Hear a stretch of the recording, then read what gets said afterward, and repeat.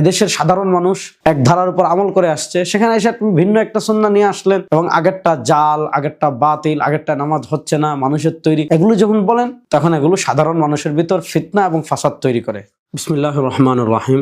প্রিয় দর্শক, জানাজার নামাজে সূরা ফাতিহা পড়াকে কেন্দ্র করে নতুন একটা বিতর্ক আমাদের দেশে সৃষ্টি করা হয়েছে। কিছুদিন আগে বিএনপির চেয়ারপারসন বেগম খালেদা জিয়া, আল্লাহ তাকে ক্ষমা করে জান্নাতের উচ্চ মাকাম দান করেন, তার জানাজায় বাংলাদেশের শীর্ষ আলেম, জাতীয় মসজিদ বায়তুল মোকাররমের সম্মানিত খতিব মাওলানা মোহাম্মদ আব্দুল মালেক হাফিজাহুল্লাহ, আমাদের দেশে হাজার বছর থেকে যে সিস্টেমে, যে পদ্ধতিতে মানুষ জানাজার নামাজ পড়ে আসছে, সেই পদ্ধতিতে জানাজার নামাজ পড়ার কথা বলেছিলেন। প্রথম তাকবীরের পর সানা পড়ার কথা, তারপর দুরুদ শরীফ, তারপর দোয়া, তারপর সালাম ফিরিয়ে তাকবীর দিয়ে সালাম ফিরানোর কথা বলেছিলেন। এরপর থেকে বাংলাদেশে একদল মানুষ বলা বলি শুরু করছে যে জানাজার নামাজে কেউ ফাতিহা না পড়লে তার নামাজ হবে না। এই সকল মাসআলায় বাড়াবাড়ির কারণে সাধারণ মানুষ আসলে বিভ্রান্ত হচ্ছে। এখানে আমি আপনাদেরকে খুব সহজ করে প্রথম যে কথা বলবো সেটা হলো, ইসলামে অনেক বিষয় এমন আছে যেগুলোতে একাধিক বিষয় সুন্নাহসম্মত। সেক্ষেত্রে কেউ একটা সুন্নাহকে প্রাধান্য দেয়, কেউ আরেকটা সুন্নাহকে প্রাধান্য দেয়। এক্ষেত্রে কোনো আমলকেই বাতিল বা কোনো আমল পরিত্যাজ্য বা ওই পদ্ধতিতে নামাজ পড়লে নামাজ হবে না, এই কথা বলার কোনো সুযোগ নেই। যেমন নামাজে আমিন জুড়ে বলা, এটাও প্রমাণিত একটা ধারা, আমিন আস্তে বলা, এটাও একটা ধারা।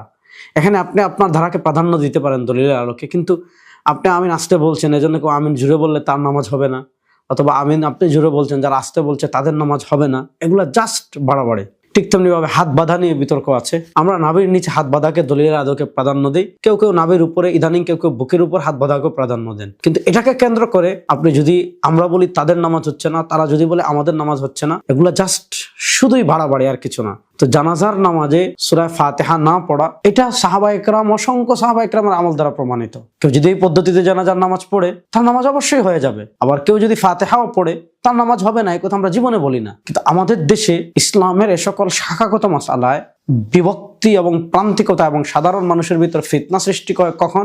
যখন আপনি এই দেশে এক সুন্নাহর উপর আমল হচ্ছে দীর্ঘদিন থেকে, এদেশের সাধারণ মানুষ এক ধারার উপর আমল করে আসছে, সেখানে এসে ভিন্ন একটা সুন্নাহ নিয়ে আসলেন এবং আগেরটা জাল, আগেরটা বাতিল, আগেরটা নামাজ হচ্ছে না, মানুষের তৈরি, এগুলো যখন বলেন তখন এগুলো সাধারণ মানুষের ভিতর ফিতনা এবং ফাসাদ তৈরি করে। সাহাবায়ে কেরাম রিদওয়ানুল্লাহি আলাইহিম আজমাইনের এক বিশাল সংখ্যক সাহাবায়ে কেরামের আমল আছে, তাওয়ারুস আছে, তাবেঈদের আমল আছে, তাওয়ারুস আছে, যে তারা কি করেছেন, সূরা ফাতিহা জানাজার নামাজে পড়েননি। যেমন আমি আপনাদেরকে সামনে কয়েকটা দলিল উপস্থাপন করি। মুসান্নাফ ইবনে আবি শায়বা, ইমাম আবু বকর ইবনে আবি শায়বা রাহিমাহুল্লাহর মুসান্নাফ 11494 নম্বর পৃষ্ঠায় বিশুদ্ধ সনদে হযরত আলী রাদিয়াল্লাহু তাআলা আনহুর আমল বর্ণনা করা হয়েছে। সেখানে এসেছে, হাদাসানা মুহাম্মদ ইবনে ফুদাইল আন আলা ইবনে মুসাইয়িব আন আবিহি আন আলী আন্নাহু কানা ইযা সাল্লা আলা মাইয়িতিন, আলী রাদিয়াল্লাহু তাআলা আনহু যখন জানাজার নামাজ পড়তেন, প্রথমে হামদ পড়তেন, সানা ইয়াহমাদুল্লাহ ওয়া ইউসাল্লি আলা নবী, এরপর আল্লাহ রাসূল সাল্লাল্লাহু আলাইহি ওয়াসাল্লামের উপর দুরূদ পড়তেন, সুম্মা ইয়াকুল, এরপর তিনি দোয়া পড়তেন, আল্লাহুম্মা গফির লি আহইয়াইনা ওয়া আমওয়াতিনা, এরপর তিনি দোয়া করতেন। অর্থাৎ তিনি প্রথম সানা পড়তেন, তারপর দুরূদ পড়তেন, তারপর দোয়া পড়তেন। এই যে আলী রাদিয়াল্লাহু তাআলা আনহুর আমল, এই আমল বিশুদ্ধ সনদে মুসান্নাফ ইবনে আবি শায়বা বর্ণিত হয়েছে। এখন আপনি কি বলবেন যে আলী রাদিয়াল্লাহু তাআলা আনহুর নামাজ হয় নাই? আলী রাদিয়াল্লাহু তাআলা নামাজ হয় নাই যদি, তাহলে দুনিয়ার আর কার জানাজার নামাজ হবে বলেন আমাকে? সাহাবায়ে কেরাম রিদওয়ানুল্লাহি আলাইহিম সরাসরি রাসূলুল্লাহ সাল্লাল্লাহু আলাইহি ওয়াসাল্লাম থেকে নামাজ দেখে দেখে শিখেছেন, জানাজা দেখে দেখে শিখেছেন, হজ দেখে দেখে শিখেছেন। তাদেরই নামাজ যদি না হতো, 1400 বছর পর আপনি কোথা থেকে নামাজ পেয়েছেন? আপনার নামাজ কেমনে হবে? এবার আসেন হযরত আব্দুল্লাহ ইবনে ওমর রাদিয়াল্লাহু তাআলা আনহু, তার আমল ও মুসান্নাফ ইবনে আবি শায়বার 11522 নম্বর বর্ণনায় বিশুদ্ধ সনদে এসেছে। মালিক আন নাফি আন আব্দুল্লাহ ইবনে ওমর কানা লা ইয়াকরাউ ফিস সালাতি আলাল জানাজা, যে আব্দুল্লাহ ইবনে ওমর রাদিয়াল্লাহু তাআলা আনহু জানাজার নামাজে তিনি কি করতেন না? কোরআন পড়তেন না। অর্থাৎ তিনি জানাজার নামাজ কোরআন পড়তেন না। তাহলে সূরা ফাতিহা না পড়লে যদি জানাজার নামাজ না হয়, তাহলে এই যে এই হাদিসের আসার সনদ বিশুদ্ধ, আপনি কি বলবেন যে আব্দুল্লাহ ইবনে ওমর রাদিয়াল্লাহু তাআলা আনহু তারও জানাজা হয় নাই? একইভাবে হযরত আবু হুরায়রা রাদিয়াল্লাহু তাআলা আমল আছে, হযরত উবাদা ইবনে সামিত রাদিয়াল্লাহু তাআলা আমল আছে, সাহাবায়ে কেরাম রিদওয়ানুল্লাহি আলাইহিম আজমাইনের এক জামাতের আমল আছে যে তারা জানাজার নামাজে কি করেননি? সূরা ফাতিহা পড়েননি।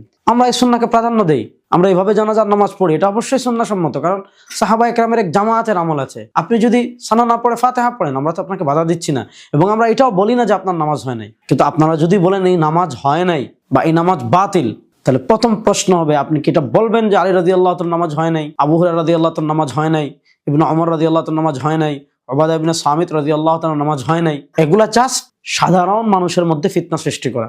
এজন্য আমি সকলকে অনুরোধ করব বিশেষ করে যে এই শাখাগত মাসালায় ইবতালুস সুন্নাহ বিস সুন্নাহ, কোন এলাকায় যদি একটা সুন্নাহ প্রচলন থাকে সেখানে এক সুন্নাহকে বাতিল করে আরেকটা সুন্নাহ প্রতিষ্ঠা যদি আপনি করতে চান, তাহলে এগুলো সাধারণ মানুষের মধ্যে ইসলাম সম্পর্কে নেগেটিভ মেসেজ যায় এবং ইসলামের ব্যাপারে মানুষ খারাপ ধারণা পোষণ করে যে আপনি আপনার ওইটা আমল করেন, ফাতিহা পড়ার দলিল দেন, আমি না করছি না আপনাকে, কিন্তু দয়া করে কেউ যদি সানা পড়ে ফাতিহা না পড়ে, তার জানার নামাজ হয় নাই, তার জানার নামাজ বাতিল, এ সকল ফতোয়াবাজি করে সমাজে বিভ্রান্তি তৈরি করবেন না। আর যদি মনে করেন যে আসলেই হচ্ছে না, তাহলে আসেন মুজাকারায় আসেন, মুজাকারা করতে চাইলে মুজাকারায় আসেন, মোনাজারা করতে চাইলে মোনাজারায় আসেন, বিতর্ক করতে চাইলে বিতর্কে আসেন।